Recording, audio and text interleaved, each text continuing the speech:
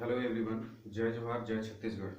मैं महेंद्र दिवांगन आप सभी का हार्दिक स्वागत करता हूं आज के हमारे इस लेक्चर में, जो कि बेस्ड रहेगा संख्या पद्धति, जिसको हम लोग नंबर सिस्टम भी कहते हैं।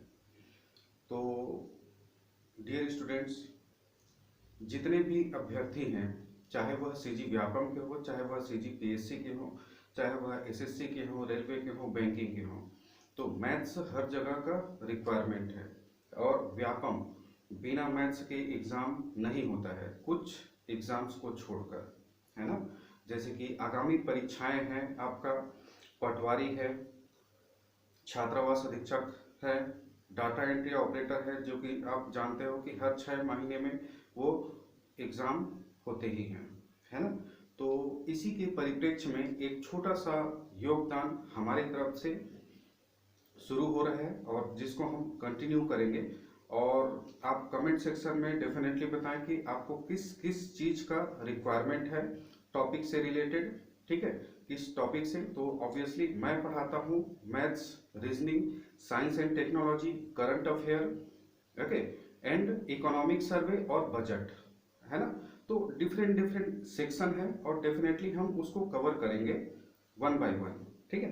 तो कुछ कारणवश पिछले दिनों में वीडियो नहीं जा रहे थे, अब यहाँ पर वीडियो रेगुलर जाएगा आप सभी के पास, ठीक है।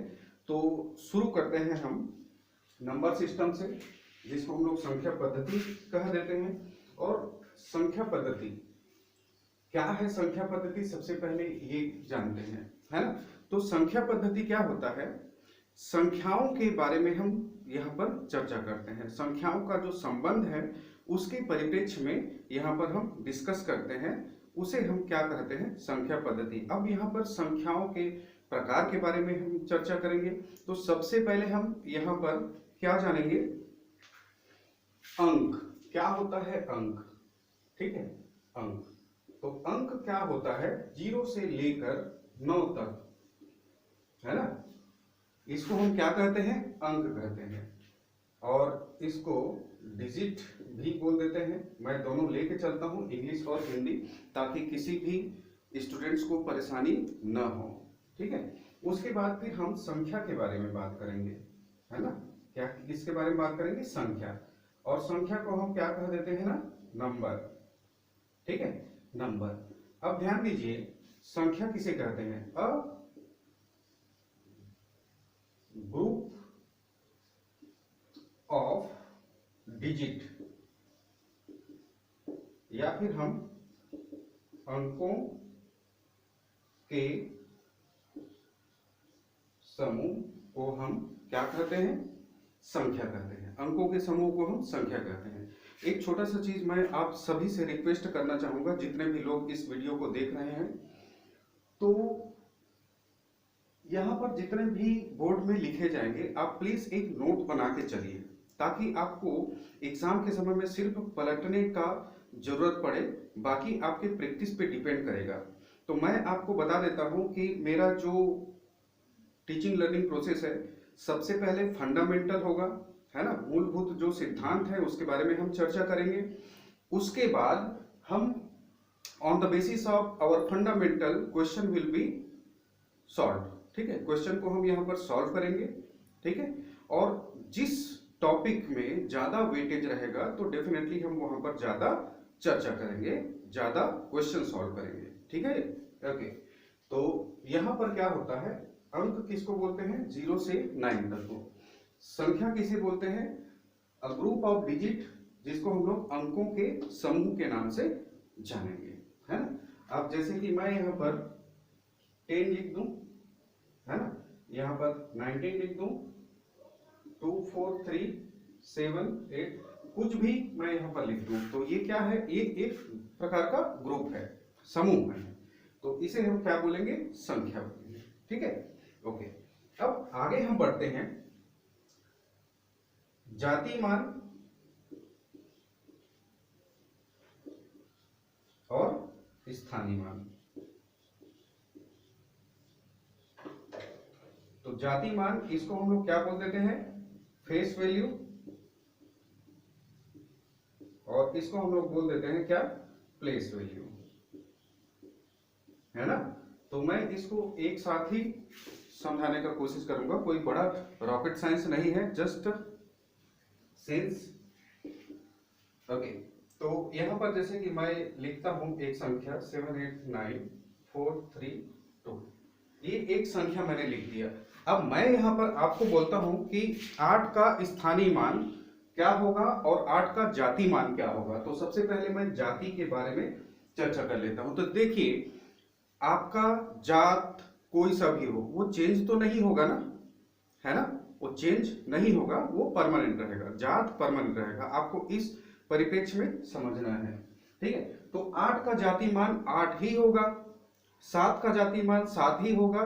तो जिस अंक का भी जाति मान वह पूछता है क्वेश्चन में, तो वो उतना ही रहेगा। 8 का जाति मान 8, 7 का जाति मान 7, 4 का जाति मान 4, 9 का जाति मान 9, 3 का जाति मान 3 और 2 का जाति मान 2 होगा, ठीक है। मैं उम्मीद करता हूं कि ये समझ में आया होगा, जाति मान क्लियर हो गया होगा। तो जात चेंज नहीं होता है, आपको इस परिप्रेक्ष्य में ध्यान रखना है।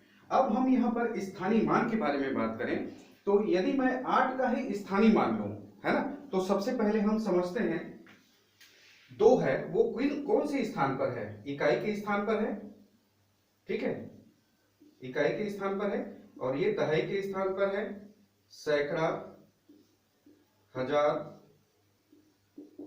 10,000, लाख, ठीक है, ये इस स्थान पर है। तो ध्यान दीजिए, जिसका भी स्थानीय मान बोला है वह कौन से स्थान पर है। यदि इकाई के स्थान पर है तो 1 से गुणा होगा, दहाई के स्थान पर है तो 10 से गुणा होगा, सैकड़ा के स्थान पर है तो 100 से गुणा होगा, हजार के स्थान पर है तो 1000 से गुणा होगा, 10,000 वाले स्थान पर है तो 10,000 का गुणा होगा, और लाख वाले स्थान पर है तो लाख का गुणा होगा। अब कैसे, जैसे कि मैं मान लेता हूं कि 8 का हमें क्या चाहिए, स्थानीय मान चाहिए। अब 8 का स्थानीय मान निकालने के लिए हम क्या करते हैं, 8 को सबसे पहले तो लिख देते हैं जिसका स्थानीय मान चाहिए, है ना। उसके बाद फिर हम क्या गुणा करें, कौन से स्थान पर है ये, 10,000 वाले स्थान पर है, तो हम क्या करेंगे, 10,000 का गुणा कर देंगे। तो इसका मतलब 8 का स्थानीय मान कितना हो गया, ये हो गया आपका 80,000। बस इतना ही आपको करना है, ठीक है।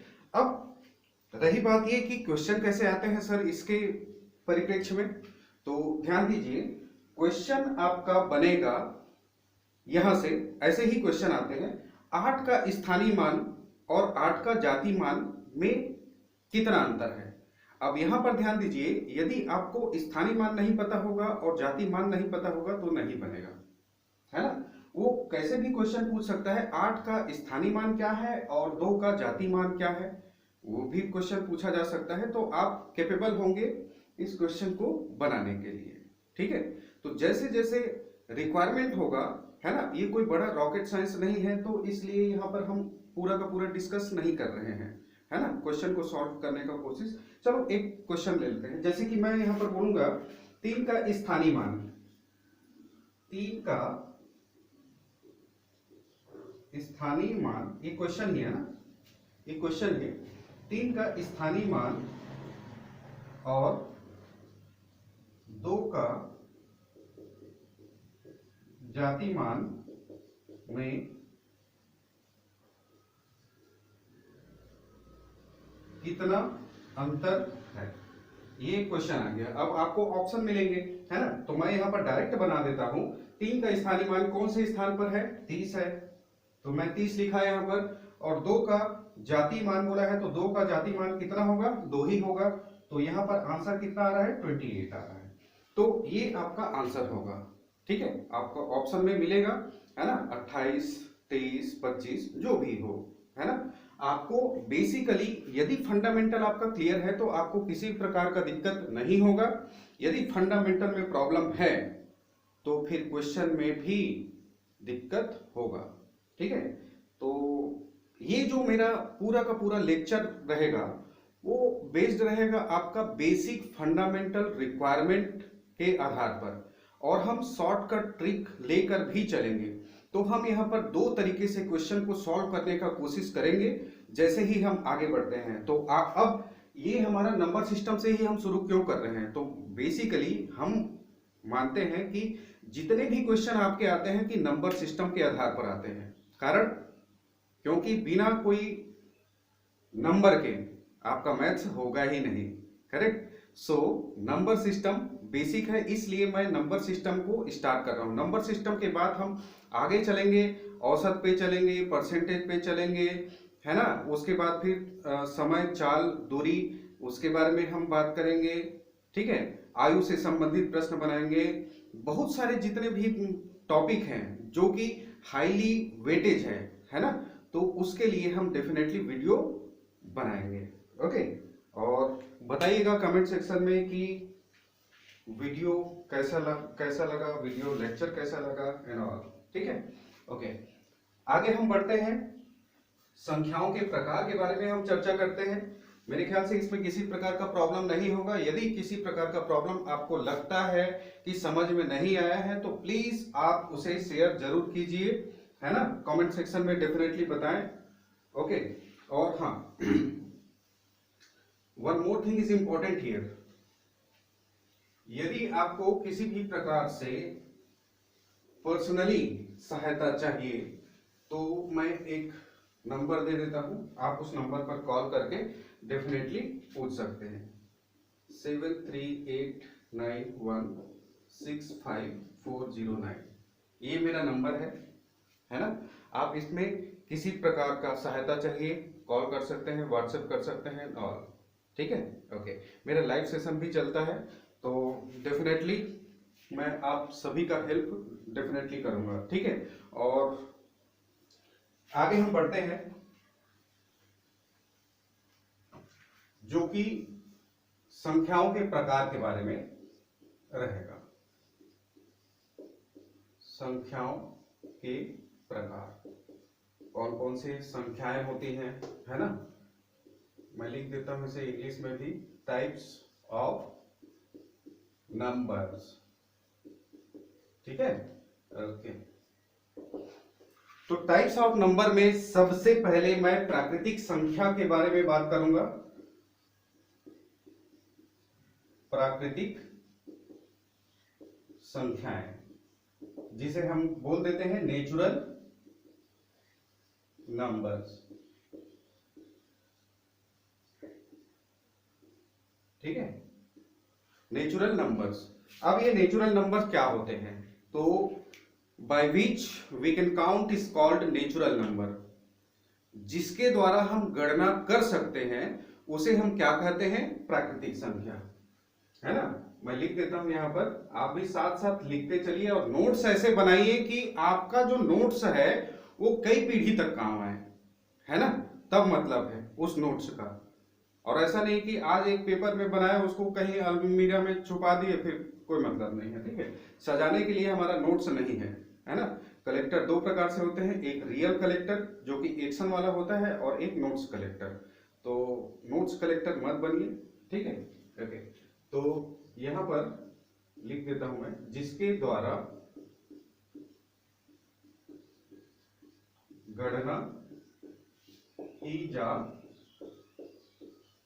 सकती है, ठीक है, जिसके द्वारा गणना की जा सकती है, ओके। इंग्लिश में भी लिख देता हूं, by which we can count is called natural number. अब नेचुरल नंबर सबसे छोटी प्राकृतिक संख्या क्या है, ये क्वेश्चन आता है ना। सबसे पहले माइंड में यही क्वेश्चन आता है कि सबसे छोटी प्राकृतिक संख्या क्या है। ये क्वेश्चन पूछा जा चुका है, ओके। तो यहां पर 1 2 3 4 एंड सो ऑन जितने भी हैं काउंटेबल, है ना, जिसके द्वारा हम गणना कर सकते हैं। अब यहां पर जीरो शामिल नहीं है जी, क्योंकि हम जैसे कि मान लीजिए ये 3 गोला है, करेक्ट। तो मैं इसको काउंट करूं, है ना, 3 तो बता दिए ना हम डायरेक्ट। मैं तो यहां पर काउंट करूं 1 2 3, है ना। अब जीरो से गणना नहीं करते, 0 1 2 ऐसा नहीं करते हैं, करेक्ट। सो जीरो यहां पर शामिल नहीं होगा। मैं उम्मीद करता हूं कि बेसिक अंडरस्टैंडिंग आप लोगों तक जा रहा होगा, ओके। अब आगे हम बढ़ते हैं, पूर्ण संख्या। पूर्ण संख्याएं। अब ये पूर्ण संख्याएं क्या होती हैं, जिसे हम क्या बोल देते हैं, होल नंबर्स। पूर्ण संख्याएं क्या होती हैं, होल नंबर्स। तो ध्यान दीजिए, यदि हम सभी संख्याओं को लिख दे, इसमें क्या छूटा है, जीरो, तो अब जीरो को भी हम शामिल कर लिए, 1 2 3 एंड सो ऑन, है ना। हम जीरो को भी शामिल कर, अब जीरो को किसमें शामिल कर लिए, तो ध्यान दीजिए, नेचुरल नंबर में यदि हम जीरो को भी सम्मिलित कर लिए तो हमारा क्या बन जाता है, पूर्ण संख्याएं, सभी संख्याएं आ गई, है ना। ओके, अब उसके बाद फिर हम आगे बढ़ते हैं, पूर्णांक संख्याएं। पूर्णांक संख्याएं, तो क्या होता है पूर्णांक संख्याएं, जिसको हम लोग बोल देते हैं इंटीजर नंबर्स। तो इंटीजर नंबर्स क्या होते हैं, पूर्णांक संख्याएं। तो ध्यान दीजिए, ये पूर्ण संख्याएं मतलब सभी संख्याएं आ गई, अब पूर्णांक मतलब पूरे अंक शामिल होना चाहिए, है ना, पूरे अंक। अब ये पूरे अंक क्या होते हैं, तो ध्यान दीजिएगा, 0 1 2 3 एंड सो ऑन, ये इधर आगे बढ़ते जाएगा। और यदि हम माइनस को भी शामिल कर लेते हैं, ऋणात्मक को भी हम शामिल कर लेते हैं, तो ये हमारा क्या बन जाता है, पूर्णांक संख्या है। ये आएगा आपका -1 -2 -3 एंड सो ऑन, इधर आपका आगे बढ़ते जाएगा, ठीक है, इधर आपका आगे बढ़ते जाएगा एंड सो ऑन। तो ये हुआ आपका क्या, पूर्णांक संख्या है, या फिर हम इसे बोल देते हैं integer numbers. And integer number is further divided into 2 parts. इसके दो भाग हैं, एक है आपके धनात्मक पूर्णांक और दूसरे हैं आपके ऋणात्मक पूर्णांक, ठीक है। तो एक एक करके चर्चा करते हैं। धनात्मक पूर्णांक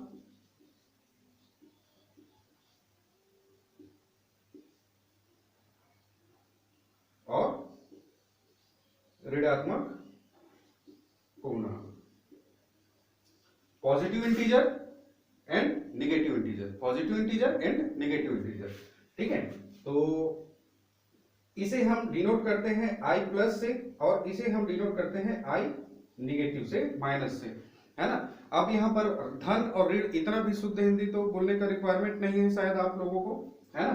तो i प्लस और i माइनस, तो i प्लस में हम क्या लिखते हैं, ध्यान दीजिए, तो जाहिर सी बात है धनात्मक पूर्णांक में हम क्या लिखेंगे, जितने भी आपके धनात्मक संख्याएं हैं, जैसे कि हम यहाँ पर लिख देते हैं 1 2 3 4 5 6 7 एंड सो ऑन। और इधर भी हम क्या लिखेंगे, -1 -2 -3 -4 -5 एंड सो ऑन, ठीक है जी। ये आपका क्या रहा, ऋणात्मक पूर्णांक।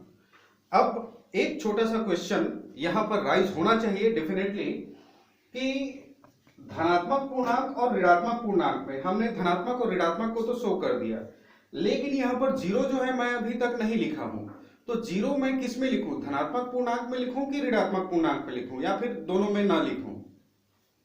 Okay, so just think about it. तो यहां पर ध्यान दीजिएगा, जीरो सबसे पहले क्या है, धनात्मक है या ऋणात्मक है, तो जीरो ना ही धनात्मक है और ना ही ऋणात्मक है, ये न्यूट्रल है, ये विलगित है, करेक्ट। तो इसलिए ये दोनों में आएगा, ठीक है, जस्ट मेक श्योर ये दोनों में आएगा। कौन दोनों में आएगा, zero. I hope fully understood. प्राकृतिक संख्याएं क्या होती हैं, जिसके द्वारा गणना की जा सकती है, उसे हम प्राकृतिक संख्या कहते हैं। पूर्ण संख्याएं क्या होती हैं, तो पूर्ण संख्याएं आपका प्राकृतिक संख्या में यदि हम जीरो को शामिल कर लिए तो वो आपका पूर्ण संख्या बन गया। अब पूर्णांक संख्याएं या फिर इंटीजर नंबर क्या है, तो जितने भी आपके ऋणात्मक अंक हैं वो सभी को हम शामिल कर लिए तो क्या बन गया आपका पूर्णांक, ठीक है। Okay, so this is it. उसके बाद फिर हम आगे बढ़ते हैं, जो कि बेस्ड रहेगा आपका अभाज्य संख्या, भाज्य संख्या, सम संख्याएं, विषम संख्याएं, ठीक है। ओके ओके, तो आगे हम बढ़ते हैं। अच्छा, मैं इसको मिटा दिया, ठीक है, फिर से लिख देता हूं।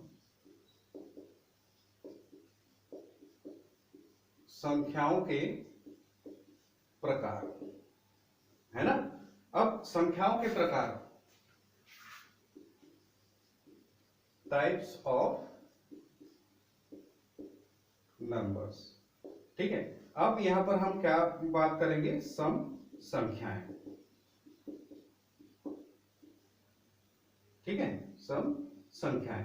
अब ये सम संख्याएं जिसको हम लोग क्या बोल देते हैं जी इंग्लिश में, इवन नंबर, ठीक है, इवन नंबर, सम संख्याएं। तो सम संख्याएं क्या होती हैं, जो सिंपल सी बात है, जो दो से भाग चला जाए वो सम संख्याएं हैं, ठीक है। मैं लिख देता हूं यहां पर, दो से भाग चला जाए, ठीक है, which is divisible by 2 is called even number. और जो दो से भाग चला जाए उसे हम सम संख्या कहते हैं। और विषम संख्या किसे बोलते हैं, जाहिर सी बात है, इसका जस्ट ऑपोजिट है, विषम संख्याएं, जिसको हम लोग ऑड नंबर बोलते हैं जी, ऑड नंबर, जो दो से भाग नहीं जाता है। आप पूरा लिख लीजिएगा, ठीक है। जो दो से भाग नहीं जाता है उसे हम क्या बोलते हैं, विषम संख्याएं, ठीक है।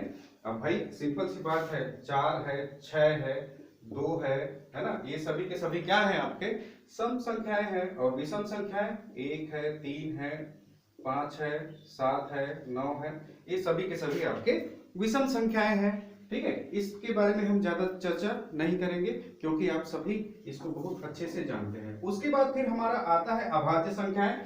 यहां से आपका मेन कोर्स इंपॉर्टेंट है, मेन कोर्स यहां पर चालू होता है।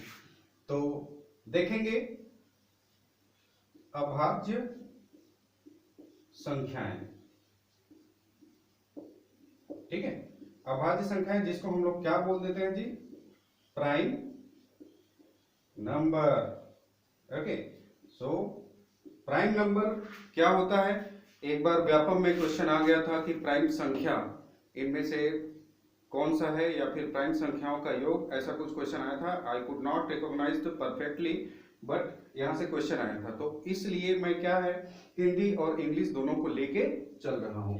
तो अभाज्य संख्याएं ऐसी संख्याएं, आप लिख लीजिएगा, ऐसी संख्याएं जो एक व स्वयं के अतिरिक्त किसी अन्य से भाग न जाए। मैं रिपीट कर रहा हूं, ऐसी संख्याएं जो एक व स्वयं के अतिरिक्त किसी अन्य से भाग न जाए उसे हम क्या कहते हैं, अभाज्य संख्याएं, ठीक है।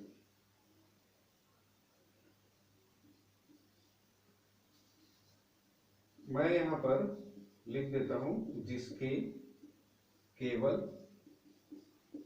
दो गुणांक हो, है ना, तो उसे हम बोल देते हैं क्या, अभाज्य संख्याएं, एक व स्वयं, ठीक है। मैं रिपीट कर रहा हूं, वे सभी संख्याएं जो एक व स्वयं के अतिरिक्त किसी अन्य से भाग न जाए उसे हम क्या कहते हैं, अभाज्य संख्याएं, ठीक है।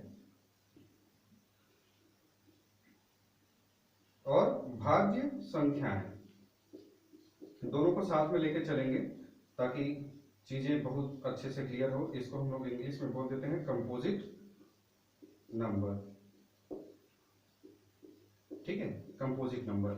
तो यहां पर ध्यान दीजिएगा, भाज्य संख्याएं क्या है, कंपोजिट नंबर क्या है, तो इसका जस्ट अपोजिट, वे सभी संख्याएं जो एक व स्वयं के अतिरिक्त किसी अन्य से भाग चला जाए, है ना, जिसके दो से अधिक गुणांक हो।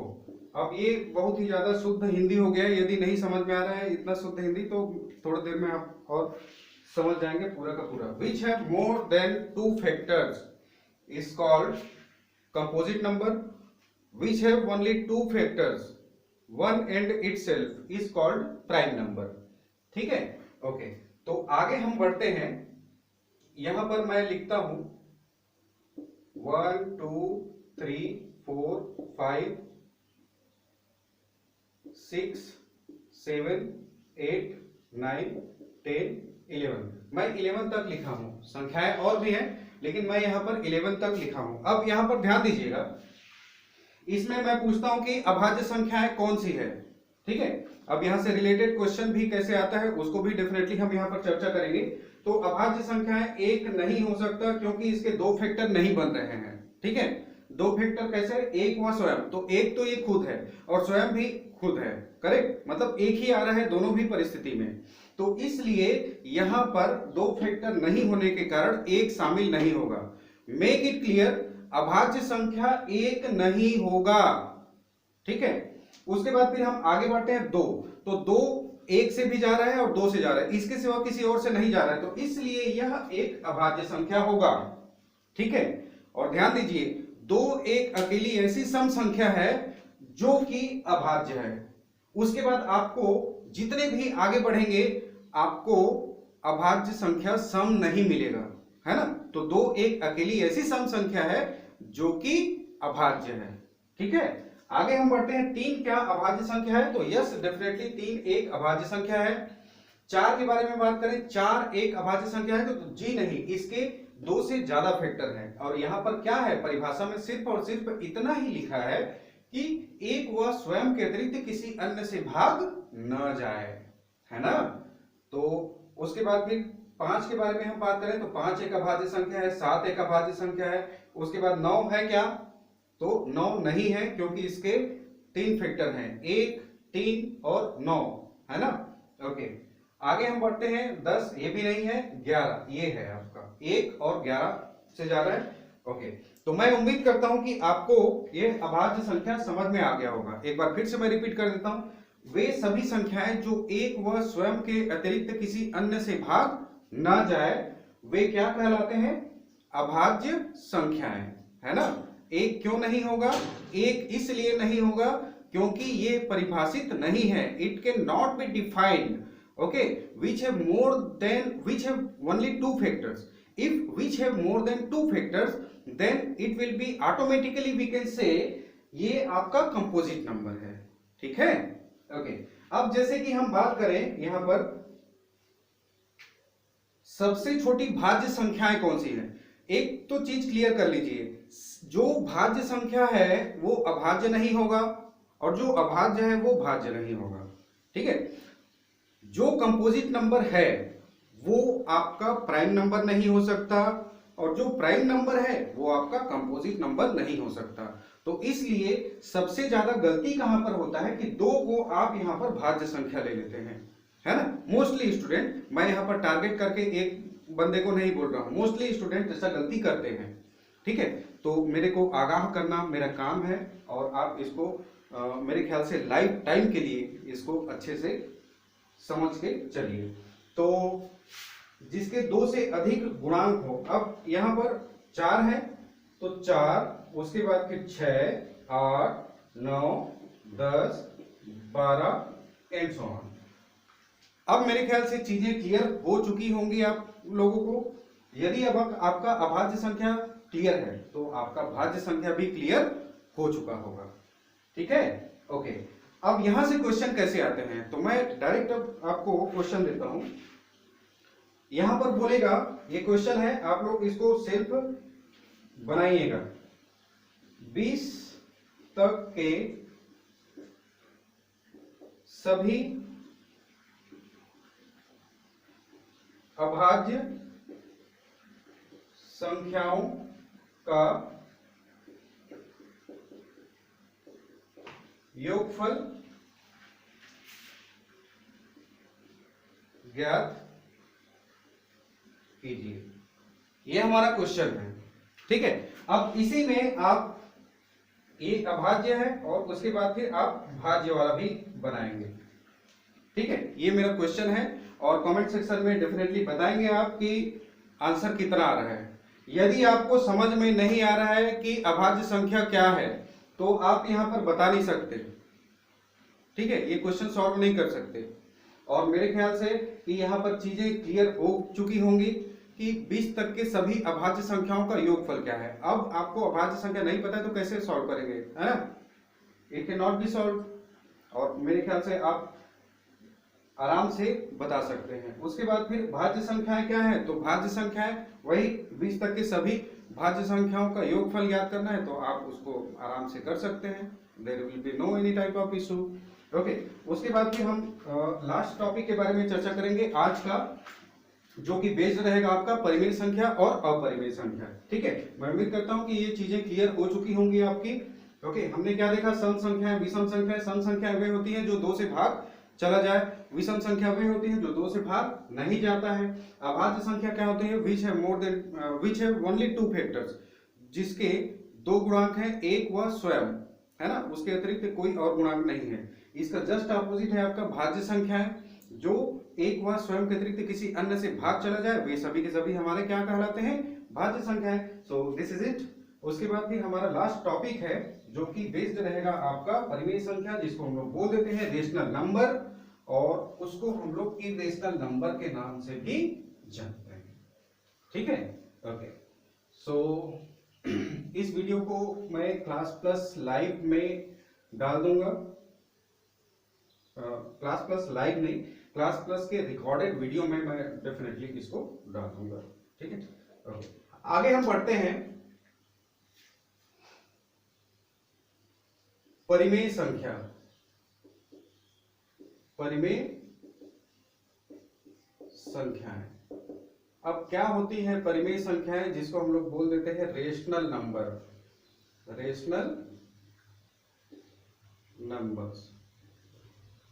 So what is rational number, तो रेशनल नंबर क्या है, जिसे हम P बटे Q के रूप में लिख सकते हैं भाई, जिसे हम P बटे Q के रूप में, ऐसे कई विद्यार्थी ऐसे बोलते हैं कि सर ये बटे ऐसे क्यों लिखते हैं। सी, तो आपकी इच्छा है, आप इसे P बटे Q ऐसे लिख सकते हो, इसमें कोई परेशानी है ही नहीं।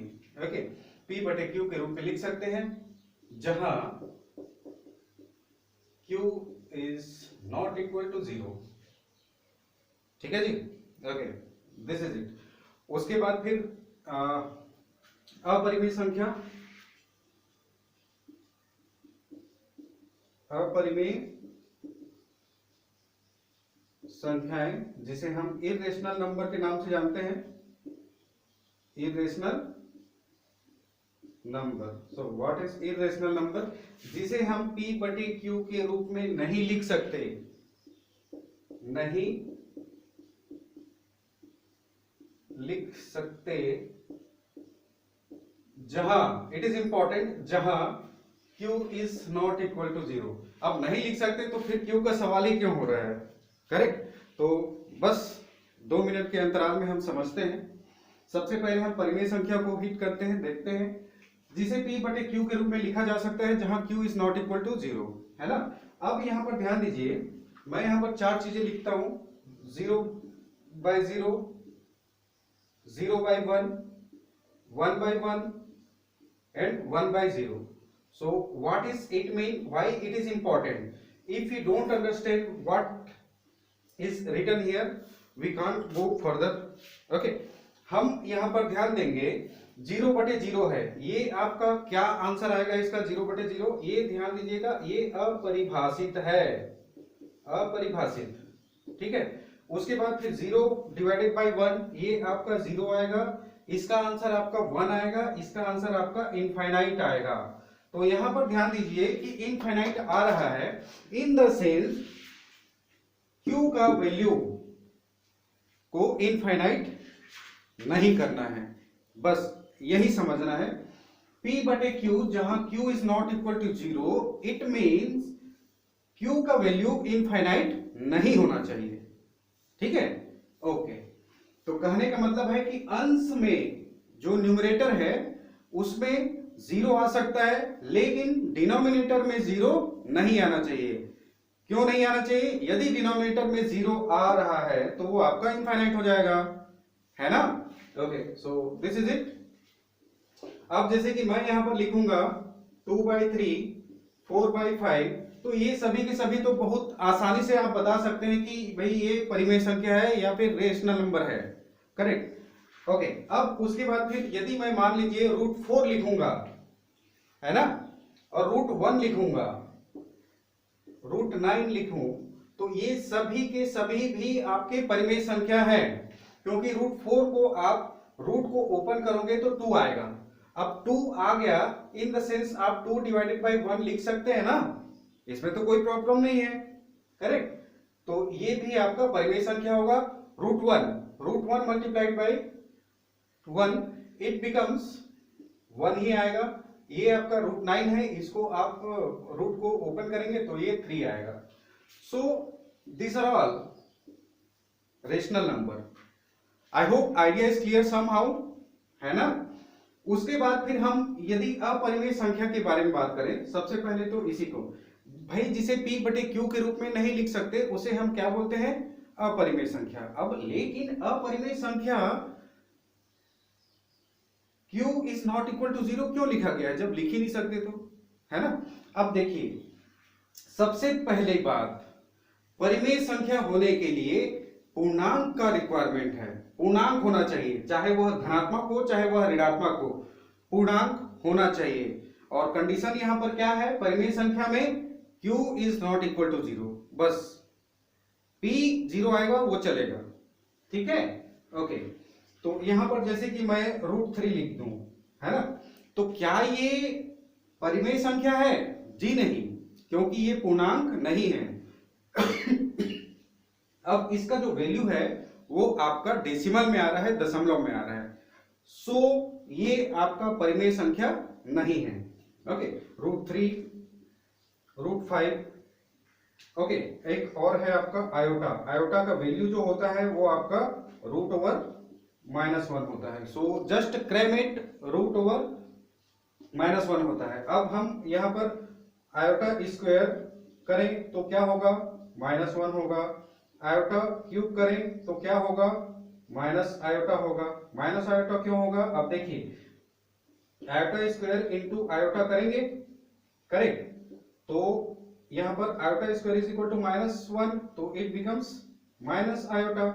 उसके बाद आयोटा टू द पावर 4 करेंगे तो क्या होगा, माइनस आयोटा, क्योंकि आयोटा क्यूब है। एक बार फिर से मैं लिख देता हूं, कोई इशू नहीं। आयोटा क्यूब है मल्टीप्लाइड बाई आयोटा। अब iota cube it becomes minus iota into iota, it becomes iota square minus में। अब आयोटा स्क्वायर का वैल्यू क्या है, -1 है, तो minus multiplied by -1 it becomes 1, ठीक है। तो इन सब चीजों को भी आपको यहां पर ध्यान में रखना है, ठीक है। Okay,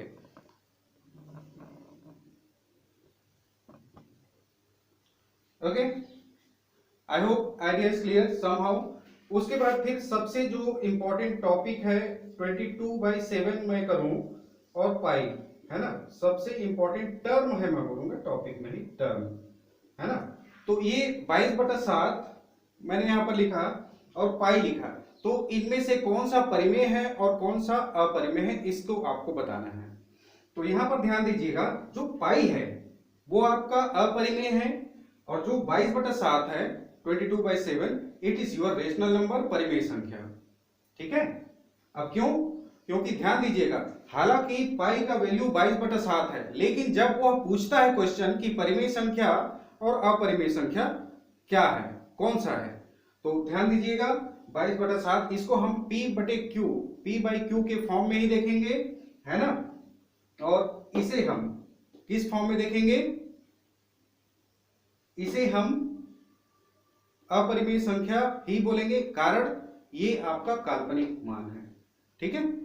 so this is it, okay. So मैं उम्मीद करता हूं कि आपको यह लेक्चर अच्छा लगेगा, और कमेंट सेक्शन में डेफिनेटली बताइएगा जो हम आज का क्वेश्चन यहां पर दिए हैं। So this is it for our today's topic which was based on our number system, जो कि हमारे संख्या पद्धति पर आधारित था।